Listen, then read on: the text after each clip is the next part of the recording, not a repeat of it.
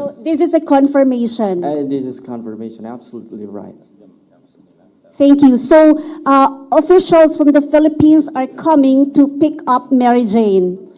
Yes, from the Embassy of Philippines coming to pick up Mary Jane, the similar way as Australia did to 5 members of Bali 9.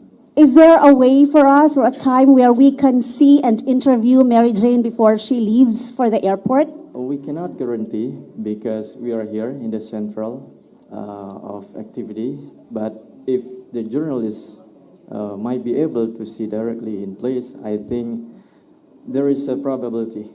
So in the airport, we are allowed to go inside and interview her, or at the prison facility where she is at the moment. Would it be possible? Well, of course, I don't know exactly, but as your effort as journalists, everything is possible. Okay, another question, please. Since if you might be aware that there are calls for clemency in the Philippines, as soon as she arrives in the Philippines, what's the reaction of the Indonesian government if and when the president grants her immediate clemency? I think our task now is to make sure that there is a good transfer between Indonesia and Philippines. And after that, the Philippine government must respect our sovereignty by way of respecting our, our court decision. So the status hasn't changed, but after that, it depends on the decision taken by the Philippine government.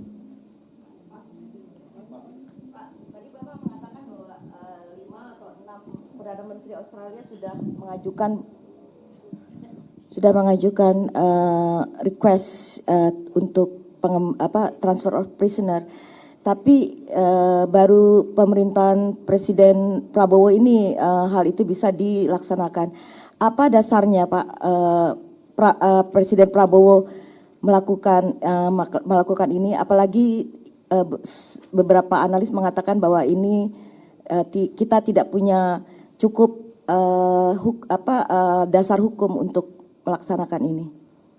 Yang jelas, Presiden punya diskresi kebijakan untuk ini.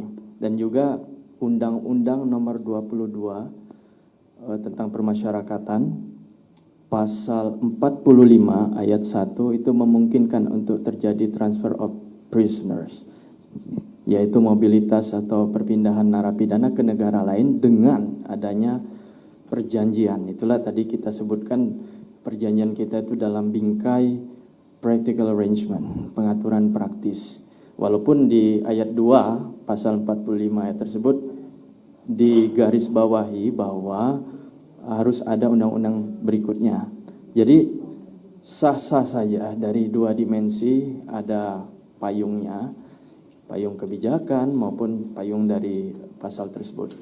Nah, oleh karena itu yang menjadi concern di sini adalah nilai-nilai kemanusiaan, dan mereka sudah menjalani 19 tahun lamanya di Indonesia, dan yang paling penting komitmen daripada Australia untuk mengakui kedaulatan hukum Indonesia atau putusan pengadilan Indonesia.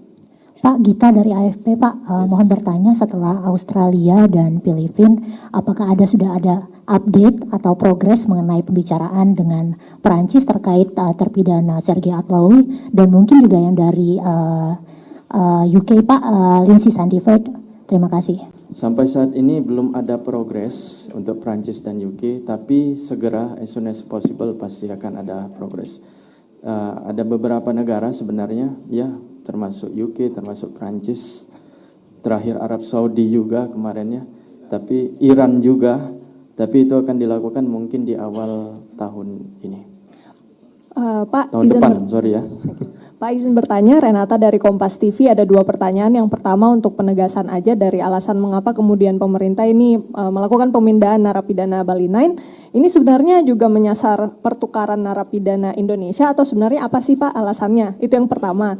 Terus yang kedua itu terkait dengan pemulangan napi narkoba ini, sebenarnya apakah sudah sesuai dengan target pemberantasan peredaran narkoba di Indonesia? Terima kasih. Pertama, harap diingat, prinsip yang saya garis bawahi tadi adalah resiprokal, timbal balik. Jadi dengan adanya transfer of prisoners ini, nanti pada gilirannya juga treatment yang sama akan dilakukan oleh negara bersangkutan kepada kita. Itu pertanyaan nomor satu. Yang kedua, komitmen pemberantasan narkoba. Tentu dong. Kita pasti akan terus bangsa kita melawan narkoba.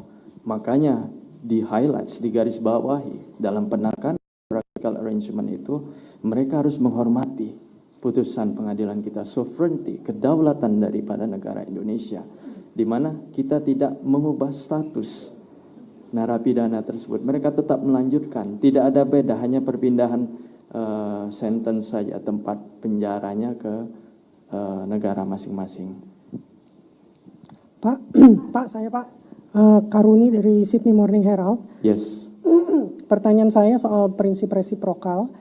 Tadi Bapak sudah singgung sebetulnya, tapi apakah di kemudian hari kalau kita minta untuk WNI kita di tahanan Australia untuk dipulangkan ke Indonesia, Australia wajib memenuhi permintaan itu?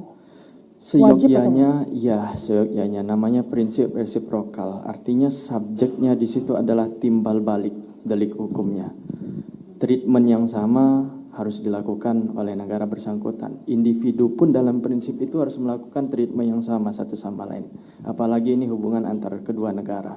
Dan kita bisa baca kemarin kan statement dari Perdana Menteri Australia bahwa mereka sangat berterima kasih kepada Presiden Prabowo dan berkomitmen melanjutkan opportunity for rehabilitation bagi 5 tahanan tersebut.